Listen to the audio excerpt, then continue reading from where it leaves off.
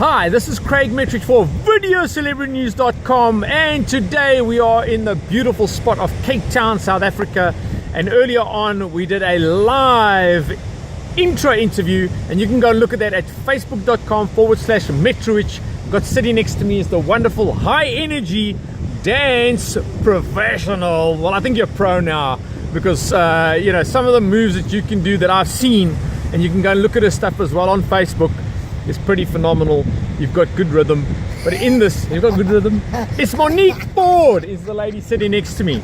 Part of our intro, I've known Monique Monique. You remember that? Yeah. Unique Monique. For quite a few years. We used to work together at MTN. I was the sales manager. She was a superstar on the team. And over the years, we've kept contact. And in this part of the HD UNCUT extended interview, we're going to share more details around the journey that she embarked on and how dance has changed your life and how you're energized and inspired to make a difference in others. So Monique, let's set the tone. Ballet, you being a ballet dancer and now a wild dancer. It's about right, eh? Wild dancer. Yeah. Okay, tell us about the ballet the start of your journey into dance and energy. So how did it start? I think ballet was really awesome at the time. Started at the age of 6. Taught you about discipline, and that with hard work, anything is achievable. So was it raw talent or hard work? Because some people have got just that talent. They've got a natural gift to just be able to do it. Was yours? Did you have to work harder? I think that you can have natural talent, but your talent will only evolve if you work hard. Okay.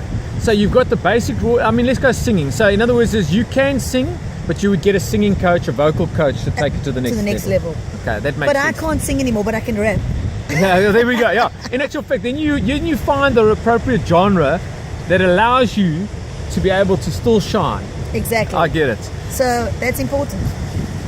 Talk about dance styles. What type of styles are there? Remember, I don't know too much about dance per se. I mean, Craig, there are like 20 different styles. There's whatever you like to do. Are there any official styles of dance?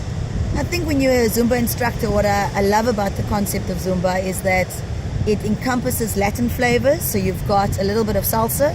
You've got something called cumbia. Okay, that sounds good. It is, it's good. There's a little bit of a Brazilian aspect to it. You've got some reggaeton. You've got a little bit of hip hop. So even some African genre. Yeah. So you can basically play around with everything. So it's not a formal structure. So what's so cool about it is, if I like a specific style, I'm going to shine better in that than just being like forced to, okay, this is the style that we do. Yeah, I think there's enough songs. On average, an instructor will do between 10 and nearly 14 songs in a class. Okay. It's different styles, but this is all about you. So what suits you?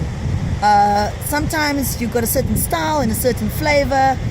You can bring that out. You don't have to do it the way I do it. You don't have to do it the way the instructor does it. But it's just about experimenting and actually just taking a step into the unknown. For once, think of yourself as a sex goddess, shaking your hips. What do you mean for once? Like, you worried you. Just going a bit once. wild. And I think just today we are just so conservative. We're so caught up in stress. Yeah. We're bound by rules. Yeah. And even if you relate it back to work, timelines, targets. Processes, methodologies, best practices. Yeah. And I think my thing is about, I feel like I want to break the rules. And it's my opportunity to be naughty. Yeah. And go wild. And it's lovely because you only learn when you're uncomfortable. You don't learn when you're comfortable. And I mean, with music as well, it is in total about interpretation. I mean, that's what I love about music, because rock music's going to bring out a different energy, classical different energy, and there's a time and a place for all of that. Because, for example, let's say on a Friday afternoon you had a hectic week, you listen to some nice chill out music, all of a sudden it prepares you for the weekend. You get home, somebody invites you to a party, guess what, you want a different rhythm, different beat. But the interesting thing about all of it is there's certainly direct benefits. Okay, so let's talk about that. What are some of the direct health benefits around using dance? Because my audience is a business audience. They're kind of like going, okay, so what is this about? How does it benefit business people? What's the benefits? Well, number one, it allows you to think on your feet. in business, that's something you got to do. You got to make decisions on the fly. You got to Correct. think on your feet. Same in dance. You actually literally got to think on your feet. You don't know what's coming. Prepares you for the unknown. Sometimes you're thrown a curveball at the office. Helps with stress management as far Helps as with your stress management. Increases your oxygen. Releases negativity. Good heart rate because you actually sweat. So you can get an awesome workout in the process. And for a guy like me, the views must be amazing. I mean, we For get all you, shapes and sizes. Absolutely. Even for me, the Okay, views all are shapes and amazing. sizes, the views are amazing.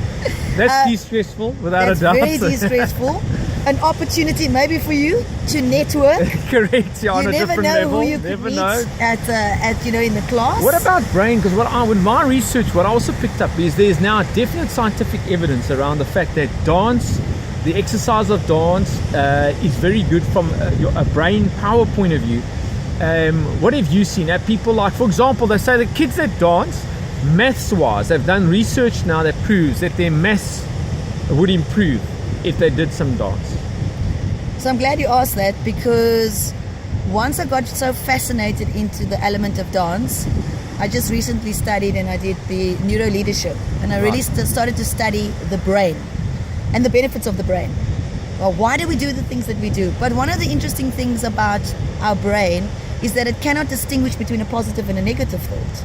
So whatever you sow it, it will grow. So with dance or any type of fitness activity, you're releasing good endorphins, right? Yes, correct. And I don't know about anybody else, but I know that after my class, no matter what or how tough it is, I just have energy. I want to do things. I will come home and I will go do some work because I've got enough energy. It releases that good endorphins. You feel happy about yourself. And the chemicals in the brain, the balance there, your serotonin levels, dopamine levels, all of those things just helps you create a balance, because So that neural activity, I can get it. The the synapses, the neurons, the firing of those firing neurons. up. Yeah, correct.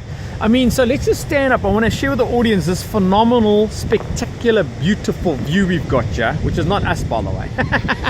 Okay, let's just do a little turnaround. I've got you. Okay, which is also relevant to the whole idea of energy. And our energy makes a huge difference. How beautiful. This we're in Bloberg, Cape Town, South Africa, for our international views. It is a stunning setting. All right, let's just turn and get Table Mountain in the background, because I know a lot of our viewers will want to see that. I'm going to go a little bit slower. There we go. Let's lift it up. I mean, how beautiful is this, Monique? Aren't we spoiled? Eh? we live in one What of a the day! most What a beautiful day! We countries really in the world. do. It is, and look, there's politics, but like every country, you have your pros, you have your challenges. But Mother Nature in Cape Town is absolutely spectacular. I mean, I think it brags here. If you really want to see paradise, a beautiful place, long, spectacular beaches. If you want to energize yourself, come and dance at sunset here with Monique in Cape Town, South Africa. Let's do another little turn around. Okay, let's go seat it again. So yeah, I definitely get it with, the whole thing about our brain power, the seriousness about the fact that science now has proven that the whole dancing side of it is very good for you health-wise. I want you to share with us a story about the fact that you've also had some personal health challenges, because if I met a person like you with massive dance experience and you're fit and gymming, I would never relate to you having any health challenges. So you were telling me in the live interview that you had a tumor removed. I had a skull tumor removed. I've got a gat in my kop. All right, literally, I've got titanium going through the airport. I tell you, Monique, is not fun, eh? I have to go through a few times. But share your story with us about how you were diagnosed with a tumor. If you could just share that with the audience. Yeah, I think, you know what, I've always been driven by high energy. Nothing's really changed. I mean, back in my youth, many years ago. Back in your youth, many years ago, yeah. I was actually teaching 60 gym classes a month and working full time. And I was really skinny. I wish I was still so skinny. Bring it back. But life changes. I've made some really bad decisions. I've lost. Hey, welcome to the club. I've made some bad decisions in my life, but that's called pools of pain, suffering, which relate to wisdom. Eh? I've lost all my money twice. Yep. And I can relate to that as well, because I also tell entrepreneurship, by the way, is bouncing back. yes. If you go research entrepreneurship for the business audience, you know, it's not about falling. You're gonna fall. There's nothing glamorous about entrepreneurship, but it's how you get up, how you learn back. from that, and you bounce back. The resilience. So how did this health, you know, tell us about the health issue. How did it change your outlook on life? Tell us what happened. I think because of all the stresses of the personal life, what happens is your body manifests stress in different ways. Correct. And this was one of those things. I never knew. I obviously had this tumor for a while, but you don't look at the back of your mouth by right at the back. Correct. So I didn't look. It just so happened that I went to the dentist, and it was the dentist that discovered it. And once I saw it, I mean, I couldn't stop looking at it. So for Alan, so you're telling me you basically had a tumor in the back of your Right at the back of your palate, am I right? almost by your vocal cords, Oh my gosh. right? And so first of all, fear sets in, flight or fright. So adrenaline. Almost like denial. Like in Yeah. my case, it's like, it can't be me. How can I have something like this? You know what I mean? Yeah. And you being ultra fit, I can imagine it would have been like, even like, are you sure it's me? Are you sure the Yes. diagnosis? Okay, so what happened is that obviously you had to go for like a major operation. Tell us a little bit through that process, because this is about, you know, the dancing in life, not just physical dance, and how energy makes a hell of a difference to you. And I can see that to the physical side of you.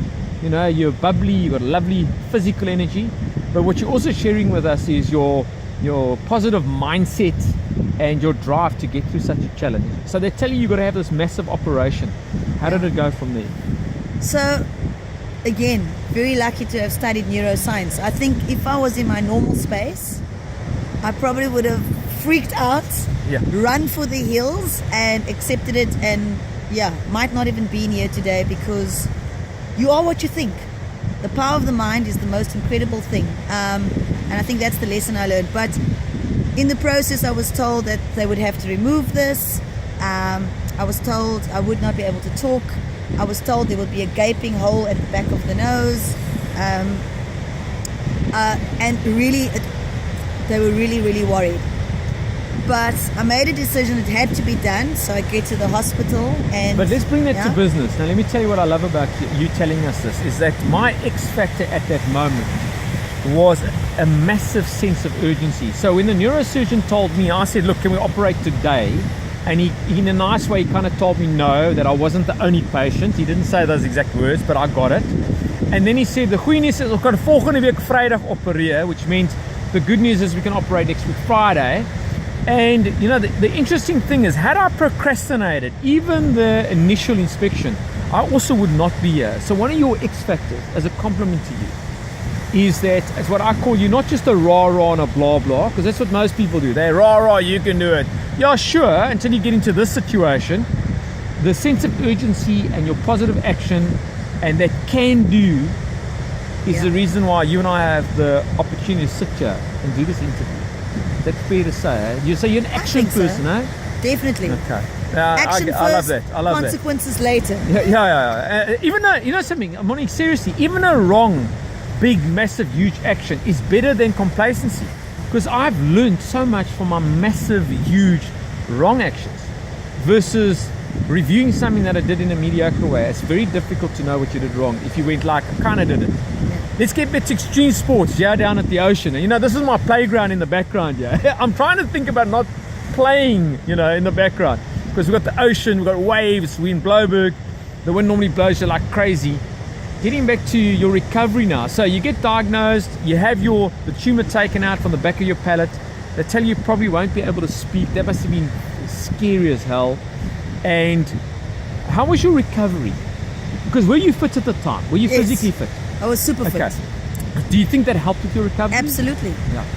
I think it's not just about, and again, so we'll talk about fitness. Yeah. And you talk about mental fitness. Okay. Great example. Yes. Okay, because your body can be fit, but if you're not mentally fit, you can't achieve anything. So it boils down to the way that you see your life. That's your energy. That's your X factor. So your outlook on life is directly linked and proportional to how you're going to tackle things in life. Absolutely. I agree with you. I absolutely agree with you. I mean, you know, bouncing back, you can be physically very strong, but if you mentally haven't got that tenacity and drive, Absolutely. you're going to battle to bounce back. Yet I find you can find somebody that's not that fit, but because they're mentally in such a good space, they will also get through those challenges. But certainly when it comes to health challenges, just being strong before you go in the op, strong before you go in, makes a big difference on how you're going to recover. And mentally strong as well. All right, just some other questions. We are on time. Where does this take all of us? For the audience, is what is the give? What's the purpose of this? Why dance? Why are you so passionate about it?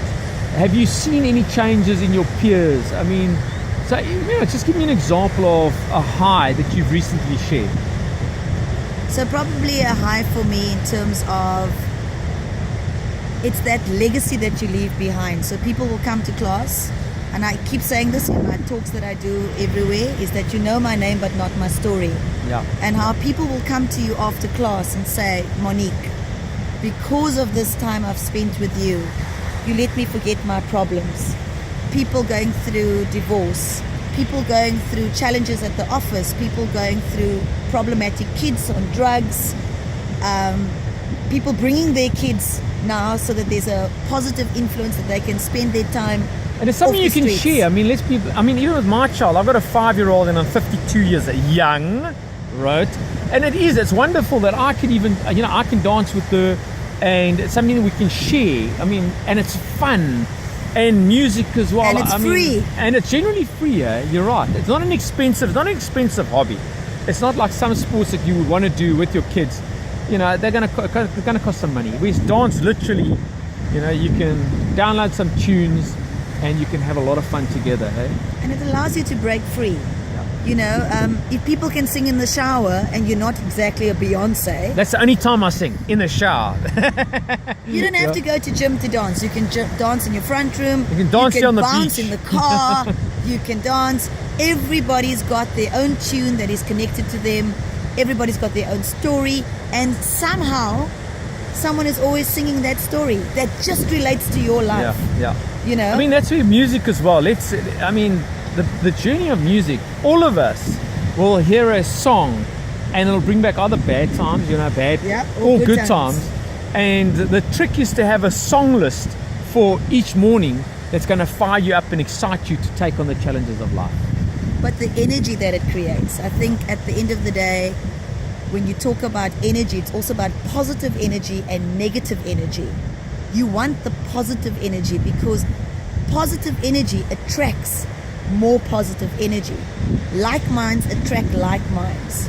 I mean, that makes sense, because if I think like sports as an example, if you love ocean sports like I do, then my friends generally, they love the same things I do. They have similar habits, similar patterns, and the conversation's very easy because you relate to each other. So I would agree that the positive will attract the positive into your life. Monique, we're going to wrap up on time. I just want to say thank you very much. You are an inspirational person. What I love is that you talk it, but you also do it. Most people can talk it, but they can't follow through with their action. And I hope that you're going to go from strength to strength and share your passion for dance and influence a lot of people on your journey. And sure, I agree with you. It is about leaving a legacy. Right, this is Craig Metrowich and Monique Ford, Unique Monique, for VideoCelebrityNews.com. Share the light, share the love, just share the good news.